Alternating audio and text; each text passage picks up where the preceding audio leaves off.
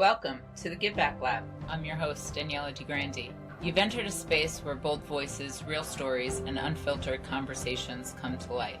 Here in the lab, we're breaking bias, shifting thinking, and exploring the power of giving back through truth, vulnerability, and diverse perspectives. We celebrate diversity of thought and everything beautiful that makes us human. This isn't just talk, it's real, it's raw, and it's exactly the kind of space we need. We're unlearning, relearning, and evolving together. Let's dive in. Hi, everyone. Thank you for joining us today at the Give Back Lab. Today, I am honored to be joined by Taxiarchis, who is the president and founder of No Limits Email. Evan, thank you for joining us today. Thank you for having me, Daniela, and it's a pleasure to be with you. I am so excited to actually be in your company. Thank you so much for giving me your time, and pleasure to be here. I am excited to have this conversation with you. I have been a huge fan ever since we met of the beautiful person that you are, and all of the great things that you've accomplished through your life. I'd love for you, if we can share that story with our audience. Tell us a little bit about who Evan is and your journey, and then I'd love to dive into No Limits Email and what got you there, if that's okay. Yeah, absolutely. I am Evangelos Taxiarchis. I'm born in Greece. Through my life, I always been like one of those human beings, literally like a bird, jumps from tree to tree, so to speak. So always been kind of on the move, and has been amazing experience of life so far. Obviously, as you all know, it's like life is like literally like a mountain, ups and downs all the time, and experience has been pretty amazing so far. I've been a very lucky, you could say, be fortunate enough a person and kind of go around the world, experience places and experience people, struggle of life, experience struggle of life, kind of lonely place of the earth that we travel and visit, and you don't know no one and nobody's there for you. And I've been in a few situations like that through my life and learned quite a great deal from them. So it's all about really struggling first and finding your feet. It's been kind of like my life story. So from early age, I got introduced to the life of business and life of people. Literally from very early age, like from age of basically day one born, my mom put me on her back a little kind of wrap and working, basically serving public and summer times, selling fruit, veg, water, things like that on the roadside. And I did that literally from age 1 till probably about 12, 13, and Right. helping family. And we had a little farm, and my family always had kind of little animals around them and production around them. Obviously, born into that, I really didn't understand when I was young. I born into the business, anything like that. And I was very young. One day I was collecting fruits with my mom in the orchard, and I climbed a tree, and something happened. I don't know what really happened at that moment. I just saw everything that I know about life, about existence, about productivity, about production, front of my eyes within the orchard. And I realized, really is like we are struggling too hard to maintain ourselves comparison the tree that's sitting there for almost like 30, 40 years before me is triggered really interesting mindset in me. After that, life never been same, and all about really being tuned within the nature itself, about really the cycle it says, about the, you could say, the living nature that is constantly modifying itself to kind of survive based on the conditions it's in. And as a child, kind of young adultish, I kind of did some traveling And I realized, as a human being, we have a really beautiful advantage. We are not free. We don't have to stuck in the bad conditions, so to speak, in life. We can move around and find our way. And I find that for me, it was the best thing ever happened to me, just making a decision to go on the other side and experience something. Not knowing nobody, not knowing languages, not having reliance on anybody else around you, and try to go there and be really like that tree, be productive, no judge anyone, just give your best and serve whatever is around you. And this is what I've been doing literally last 50 odd years. And that led me to many different ventures, physical world of business, building businesses in physical sense, shops and employing people and all that. And as later on, pushed me into the obviously digital age, like everyone else. And so I got interested in the digital side of the world and seeing what type of productivity can really give me and experience that side. And I devoted myself for many, many years learning uh, anything that I could get my hands on based on learning computers, learning computer technologies, learning basically building things in computers, repairing computers, all that kind of side as a gamer. Obviously, I started playing building games and all that kind of stuff, and led me later on to really get into the digital side of the business. And I did publish quite a lot of blogs and uh, time of dot-com boom, so to speak. And that era's obviously came and gone, and now we are very interesting era again, just like with AI is happening. And I seen that evolution of the internet, and obviously computer did not existed in the way it was, and then to today. So I literally been following all existing of, you could say, this modification of life online, and we needed places that we could basically do marketing, do data processing, running our business in a safe environment. And that led me to build No Limit Emails. But before I really got into the No Limit Emails, I was myself basically with my team and his partner, we tried to do many forms of marketing, be it social media, be it blog posting, be it being on news PR, literally try to be everywhere. And we find out to be everywhere is a very difficult task and it's very, very costly. And it was a known area. And we wanted really build something for us that we could be everywhere without really breaking the bank, and also allowing ourselves to really distribute that philosophy I learned from the tree in the farm, and to do the similar thing and serve to the basically public and many, many thousands of people over the years we've been serving. And so far is doing exactly what we expect to do, literally liberating individuals and businesses to create ecosystems that they could control their own destiny and data and everything else, more safe environment. And so far it's been absolutely amazing a few years for us. And we still look at it as really, we are still in our early stages on the project. We know this kind of thing to kind of change many people's lives.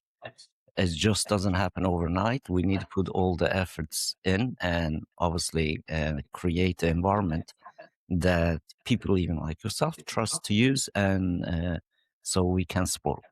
And so far, it's been absolutely amazing experience on that side of things, digital side of things. As an individual, I'm very, very keen to really try to do things that help myself and see if it does work. Then I just kind of push it out to everyone else I serve. And so far, it's been an amazing experience with yourself, being a part of it, and with many another creative people in our world that deserve literally a safe environment, tools that they could trust and use without really, you could say, jeopardizing anything that we do online. and as Right. currently is pretty dangerous. So far we've been pretty safe and solid state of operation for many hundreds of us. And I am absolutely amazed be in a position to serve people like yourself, and as well as many others, good creative people in our world deserve really better technology, especially in this age of AI and so many crazy stuff going on. And we believe that there is option for all of us to be in a position that we could help each other. Right. So this is what really No Limit Email Project's all about. It was created based on a necessity that myself personally needed to run my own business, and as well as obviously my partner. And we researched quite a few years actually, kind of before even we start this, and well as the tools that we are already available to everybody in the world to use and experiment with, they just could not really do the exact thing what we wanted the digital our digital life kind of look like and feel like. Mm. So we gathered our thoughts, and we looked really whole industry as a whole, and we knew that is the model, that is old model in place. It really doesn't serve the public, doesn't serve the businesses, doesn't serve the individuals the way the digital technology designed to really serve us as human beings. Right. So we modified basically structure. We instead of one single corporation or one single app to be in charge of everyone and everybody, and we separated everything, every individual, literally just like how you are in control of your own, let's say, home. And we believe that you also should be in a position to control of your own digital home. And all systems, obviously, they are good that we learn from them. They did their job at the time, but times are moved on, and humanity is looking for trust-based technologies and human-based technologies, not just run by the robots, but really human-based, human-backed. Right. And that is lacking in the space, and we try to fill that gap for basically anyone interested in really decent, safe communication for themselves and their Right. business. So let's talk about the evolution, right? Because you hinted a little bit to the things that you learned in the past and the necessities that you had are what led you to build this company.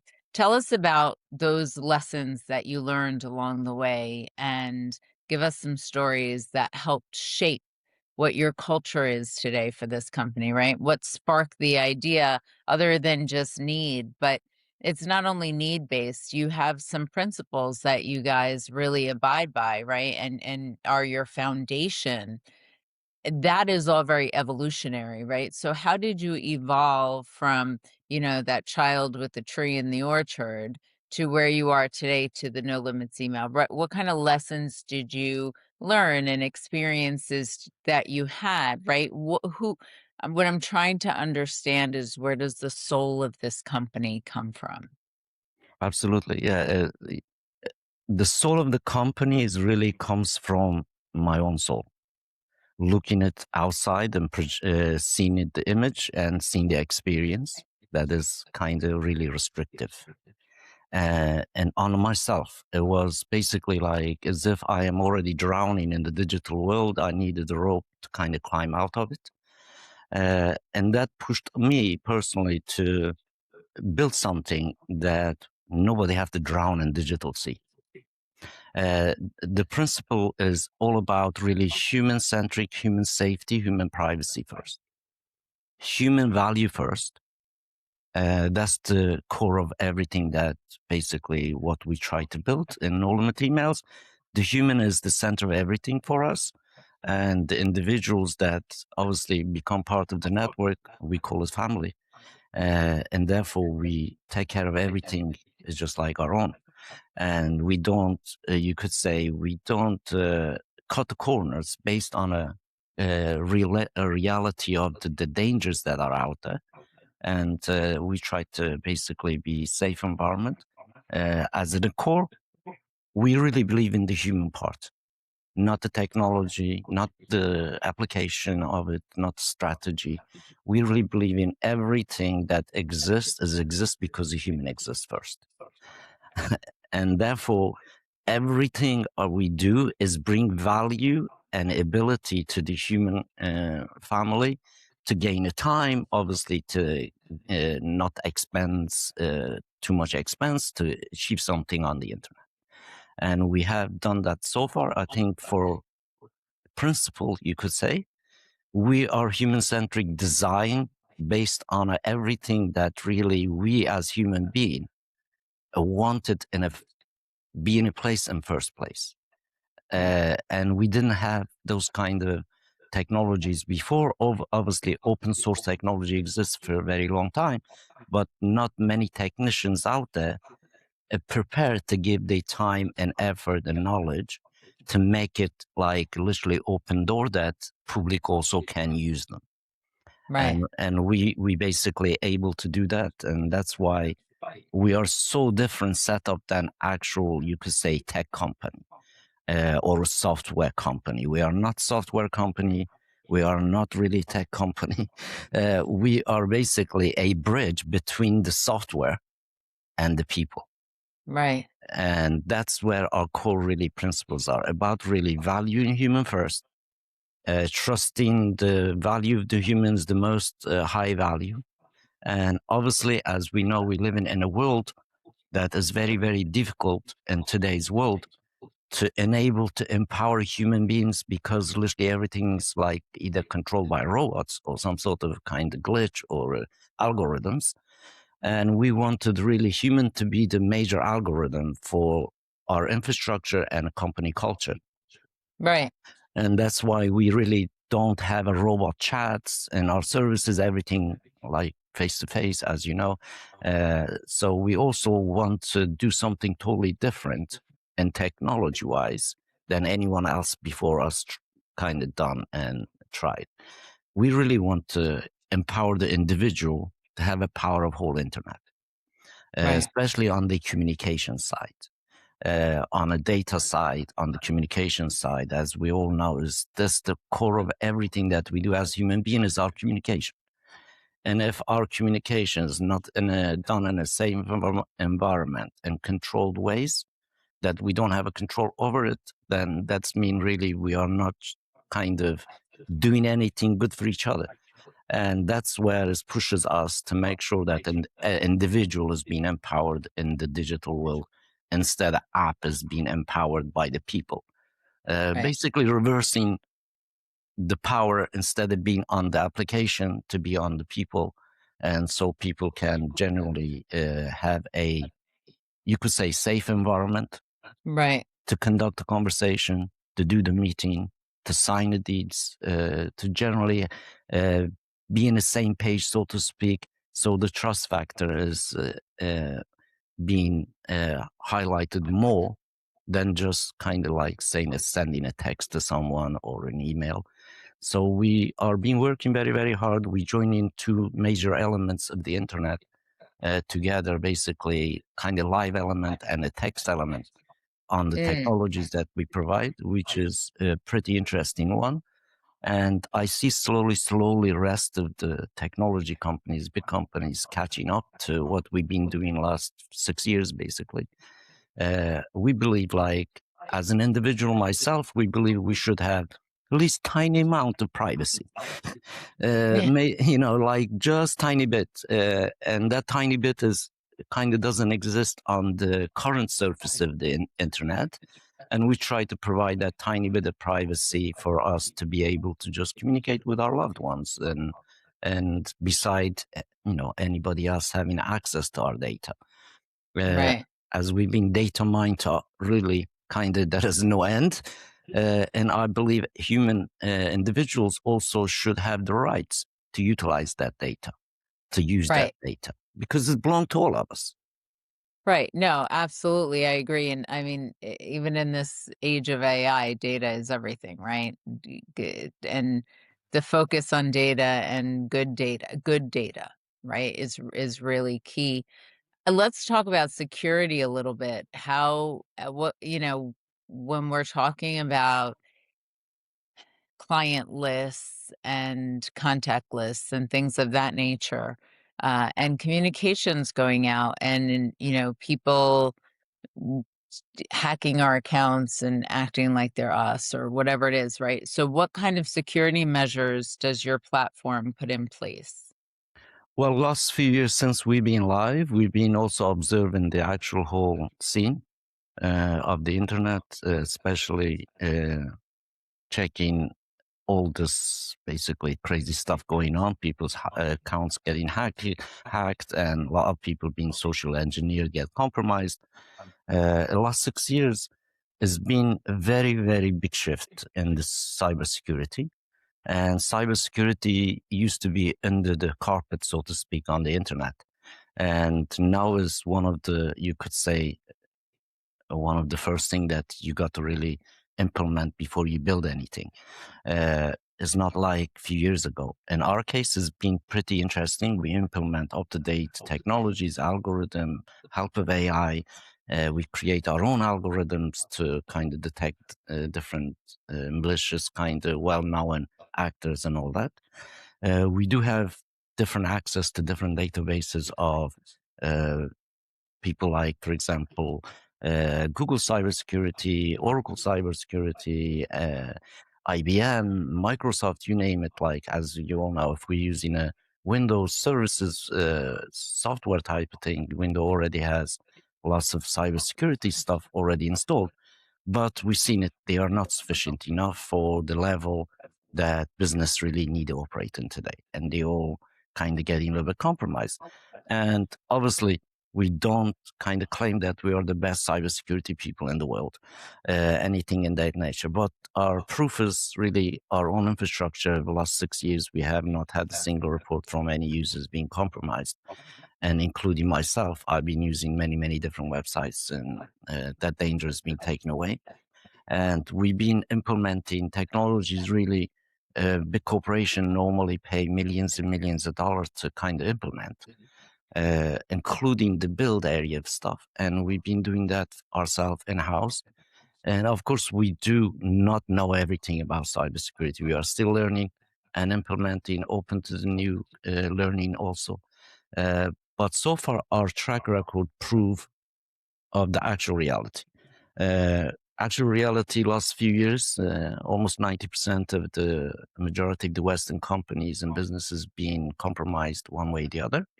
And we ourselves learned big lessons from them. And we created the systems that really almost close to the impossible really to break in, unless somebody's been social engineered to give their password away or something like that, which is Right. in phishing email side of things, which is really quite rampant. And Right. we ourselves also created technology internally for our own email services stuff that internally anyone that uses the system is impossible to spread a phishing email to outside world. Right.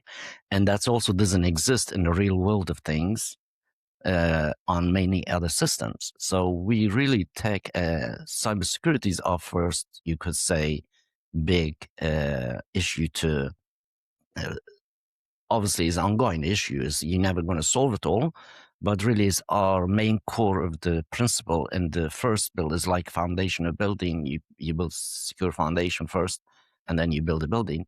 And this is exactly same mantra you could say we apply to the building and ultimate email security infrastructure side of the data.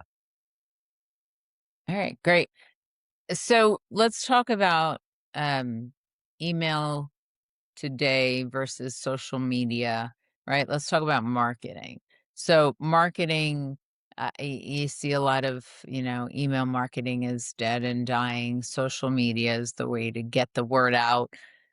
Short video clips, things like that. Tell us from your experience what you're seeing and how your platform is adopting to that next phase evolution, right? Especially with all of the AI that's out there that, you know, help people create video content and things of that nature. How do you see that? Social media, as we all know, is just one option that was kind of opened up to us. Nobody was kind of, planning to make this kind of sites to be existed for a group of people to use. As before social media, we all know we used to have a chat kind of sites, chat forums and all that. That didn't go away. They just got bigger and bigger and got hidden a little bit more. And today's really on the marketing side, social media still provide a decent, you could say, decent part of the marketing to the majority of people that do not have systems. So you could look at it, social media as, you could say, quick a launch of an ad to test something out. It's not that, and email itself is not that. It's just a different form of the emails now, kind of what is matter. Social media also mixed up a little bit with trust factor. So you don't know when you're visiting somebody's feed what is really AI fake, what does it actually belong to them, what they wrote. And I look people right now, if I want to see something that is real, I try to go back to pre-2021 to find out what they posted. That's the part of the social media marketing change, because so much of content is now reproduced all the time. You really don't know what part is actually real and beneficial to us anymore. And the email has changed because this email side of it is actually a little bit more trust-based communication than instead of people just class it as spam. But now, obviously, with rule changes, with authentications in place, with ID checks and verification checks, now email has become one of the most trusted line of communication between business to business, between basically people to people. And it's just changing the form. It becomes a really, you could say, trust factor communication of reality of the person to person. And now we know we can go to the social media. Even you could land on my profile, I could land on your profile, but you could run a automated avatars. So you look like that is you there, but it's not really you. And the email separates that. So the marketing itself has really changed, especially like since 2024 onwards. And slowly, gradually is changing. As we all know, UK introduced certain rules and laws for child safety, and obviously everyone else is producing rules, even on part of AI. Still early stage on that, but marketing really right now is changing, becoming a more of a trust factor based kind of communication for marketing. And of course, everything that we kind of know as a marketing is just changing in a way that if I know you, that I should be able to contact you. If I don't know you, that I should not be allowed to contact you. Right.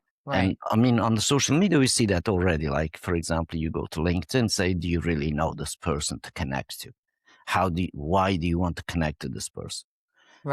And that is because really this trust factor element of marketing is being applied in place. As we know, everything's based on really what is your ID and why is it you are here? The first kind of things that really come to mind is literally like visiting from one country to the other. The other country needs to check your passport. So the marketing has become exactly that. So they need to check your passport before you can get on a feed, so to speak. And for us, it's been very, very interesting evolution, so to speak. For original marketing pieces that we used to like see it on TV or on blog or anywhere else, is now that's gone. Really, you don't see that much. Is now it's about me reaching out to you personally, speaking to you live. So that's the big difference, kind of what's happening in the marketing scene. And I think with technologies that we have right now, remove all the excuses that people will not do it. So it's like, for example, me and you live right now and we record and everything is live and everything is, I trust you, you trust me. And there is no, you could say, X mark against this. But when we say, okay, I'm going to send you something and I got to pretend to be someone else, and use third-party tools to try to mask my name, mask my ID, then that's marketing basically become you could say, different game that different people play, not real people, not real business. For example, we see it ourselves. For example, for my bank, for example, in order for them to send me some information, first they will kind of warn you, hey, we're going to send you this day. If you are kind of available this hour, we can speak this hour.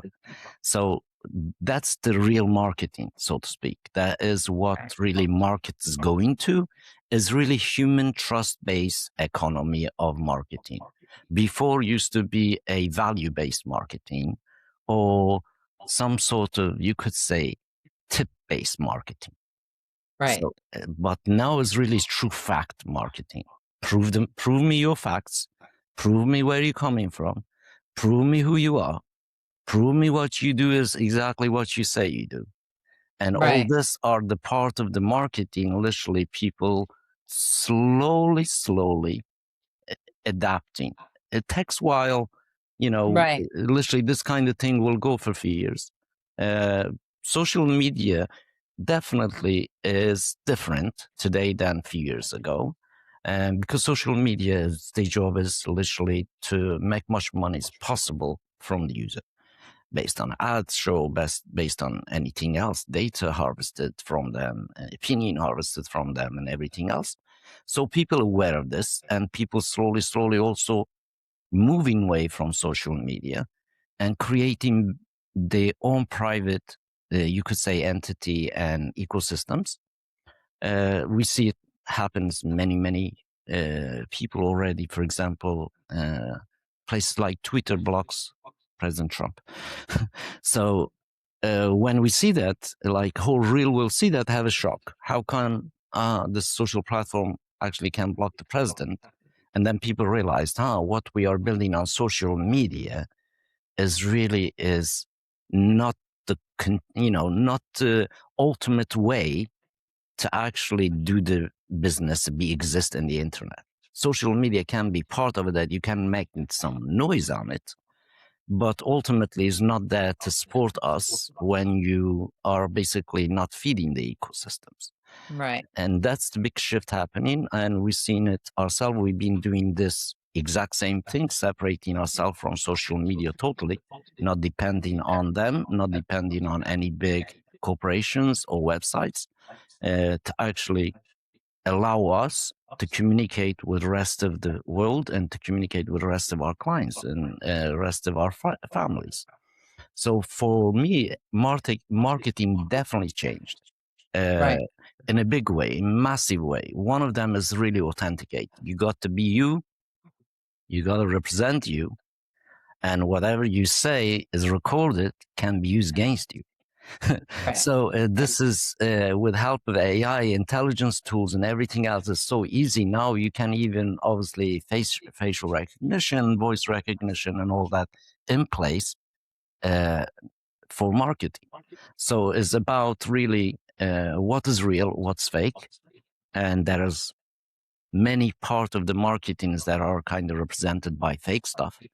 And that's a big challenge, obviously. Like, only way that we can separate that from really ourselves from the fake, we have our own ecosystems, and obviously ecosystem is belong to us, that we can control. Nobody has power to shut it. And social media is just, you could say, like spider legs, is just kind of amplifying a tiny bit of noise, because literally we post, we never get seen unless you pay ad. Right. Like we are on platforms with billions of people. Really, my post should see like at least 50 people, but sees only 2 people that I know. And that's been because of literally this charge to view marketing. Literally everything we do on social media is being charged somebody else to see that. Right. One way or Definitely the a other. revenue channel. Definitely a revenue channel. Yeah, No, revenue channel, we can make it also revenue channel for us, but the actual platform makes it very, very difficult. Unless you pay big amount and they cut big amount off you, then you can't really survive. And Right. also economy shifted. Digital economy, creator economy is shifted in a massive way. The creator economy is literally broke. Right now it's like totally broke. For example, you could look at it in YouTube stats. YouTube itself, as we all know, is one of the biggest social networks, biggest creator in the world, losing literally lots of view, lots of money because the system actually changed. Because system moved away from literally like the old fad way of advertising based on real trust advertising. And this is where we see the big difference happening between the marketing that we did 2 years ago and the Mm. marketing that we're doing right now. And Right. right now is really live feed. Everything's live. If you are not live, you are fake type of scenario. uh, and that is apply also literally like be it if you post an ad on a social media or you are basically presenting yourself on your own website or inside your email, have to be element of life that is really belong to that person who sends the communication or marketing ads. For me, being it personally is all about being live, about being directly connected. And direct connection is the obviously human way, as we all Right. know. We have to be near each other in order to do business in a sense of kind of existence, so to speak. Right. Digitally used to be very far away from each other. Now, as you can see, we are really one, again, kind of live element. So that's where a lot of people kind of don't understand it and they don't really look it into it. In essence, oh, I just can't post a picture of my products is going to do X, Y, Z. That maybe 20 years ago when Google came about, we could do that. But in Right. today's really is all about individual to the individual or the Right. company to the company, so to speak. Uh, Right. So no limits email is really a relationship building tool, right? And so just to your point of it helps you make that trusted connection, right? You can reach out to people, get an initial introduction, build a relationship that is has a foundation of trust where they can exchange information with you, and there's a flow.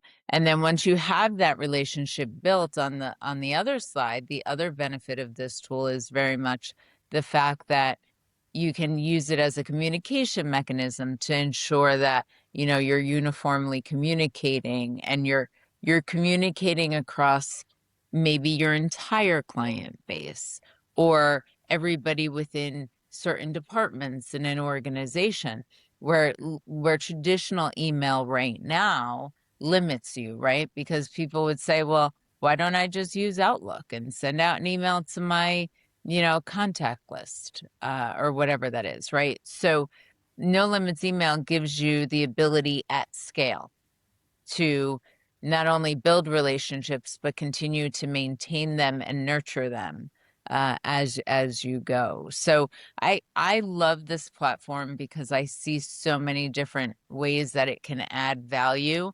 It is so um,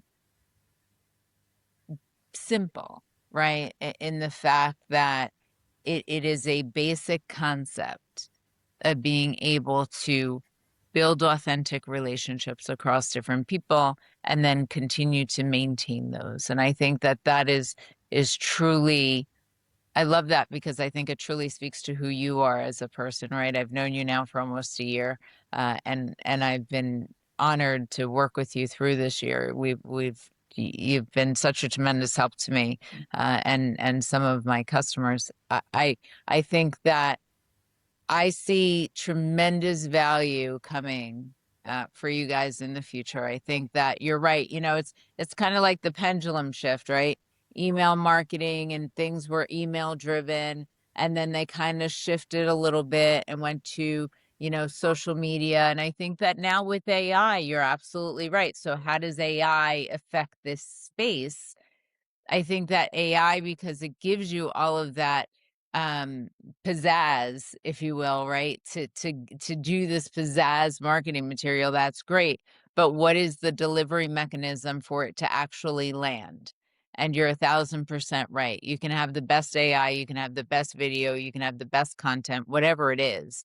But if it doesn't land, if the delivery mechanism isn't solid and it's not landing, what good is it, right? So I am excited to see where you guys go with this, and to continue on this journey with you. And I invite anybody who's listening, that is interested in this space to really look at No Limits Email. You can know nolimitemail.com, and reach out to Evan on LinkedIn. He's phenomenal, very responsive. Have the conversations, because I think that corporations, enterprises, and I'm talking to the founders and the little guys, not so much even the big guys, but the little guys out there are spending so much money and so many resources, time and effort into doing something that your offering gives for a fraction of the cost. And oftentimes I know that people like to think, well, I pay, I'm just going to invent numbers. I pay $1,000 a month. Why would you do it for, $200 a month? And is my $1,000 a month worth it? Right? It's got to be better. It is better or not better. I would encourage everybody that is out there in that founder space that is looking for cost-effective ways to build, nurture, and maintain relationships with clients, to look at No Limits Email. I think that it is a definitely good, solid resource. And the fact that you are still evolving, right? I love that. I love that about you guys, that you're continuing to look at the landscape and what's changing in cybersecurity. And, you said before, well, we're not 100% in cybersecurity, but Evan, the truth of the matter is nobody is, because when you think that you hit 100%, there's another cohort or 10 cohorts of hackers out there, finding their way around it, right? This is what they do for fun. So you can never be 100% there. And I love the fact that you are very authentic about that, because that is the reality. So any company that says that they're 100% cybersecurity, it's an impossible statement to make. You can never be there.